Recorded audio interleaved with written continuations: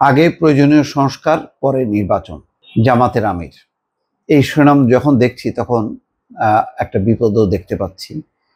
যেভাবে জামাত সংস্কার চাইছে, বিএনপি চাইছে না, আরও কোনো রাজনৈতিক দল চাচ্ছে, আবার জামাতে আমিরের এই বক্তব্যের সঙ্গে আবার অনেকে একমত।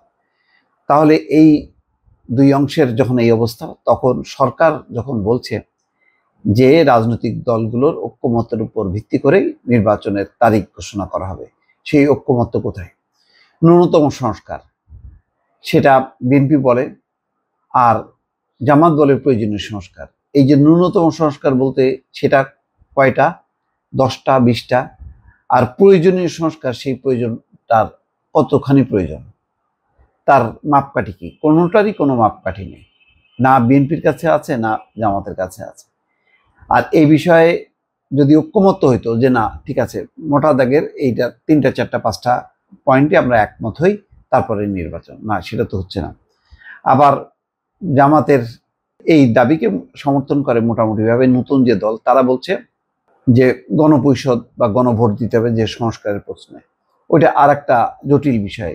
আওয়ামী লীগের নিবন্ধন বাতিল করতে হবে, নিষিদ্ধ করতে হবে। তো আবার ইন্টারন্যাশনাল কমিউনিটির এটা হচ্ছে যে কোনো দল নিষিদ্ধ করা যাবে না। বলে এগুলো মিনিমাইজ করে আসলে নির্বাচনের পথে হাঁটা খুবই কঠিন। এটা মনেই হচ্ছে প্রয়োজনীয় সংস্কারের পর নির্বাচন দিতে হবে বলে মন্তব্য করেছেন জামাতের আমির ডাক্তার শফিকুর রহমান। তিনি বলেন, নির্বাচন অবশ্যই হবে, কিন্তু যেনতেনভাবে নির্বাচন হতে দেওয়া যাবে না। নির্বাচনের মতো নির্বাচন চাই, সুষ্ঠু নির্বাচন চাই। তবে নির্বাচনের পূর্বে ভোটার তালিকা সংশোধন করতে হবে, ভুয়া ভোটার বাদ দিতে হবে, মৃত্যুবরণকারী ভোটারদের নাম বাদ দিতে হবে, ভোটারের যোগ্য হয়েছে এমন সকলকে ভোটার তালিকায় অন্তর্ভুক্ত করতে হবে। আগে প্রয়োজনীয় সংস্কার করতে হবে, পরে অবাধ সুষ্ঠু নির্বাচন হতে হবে।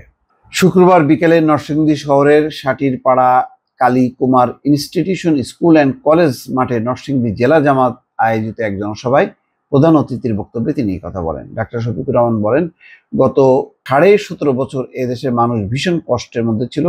এই সময় অসংখ্য মানুষ গুম, খুন, অপহরণ, আয়নাঘরের বাসিন্দা হয়েছে, অনেকে পঙ্গুত্ব বরণ করেছে, অযথা মামলার ফাঁসিয়ে অনেকের জেলে পুরে রাখা হয়েছে, অনেকের চাকরি, ব্যবসা হারিয়েছেন, অনেক কিছু হয়েছে। যাই হোক, এখন বিষয়টা হলো যে এই মোটা দাগের বিষয়গুলো যদি সলভ না হয়, তাহলে ইউনূস সরকারের পক্ষেও কিন্তু সমাধান করা কঠিন হবে। জামাত এখন মোটামুটি বোঝা যাচ্ছে কয়েকটা পয়েন্টে তারা খুব জোর দিচ্ছে, এবং তারা নির্বাচনের সময়সীমা নিয়ে তাদের কোনো টেনশন নেই।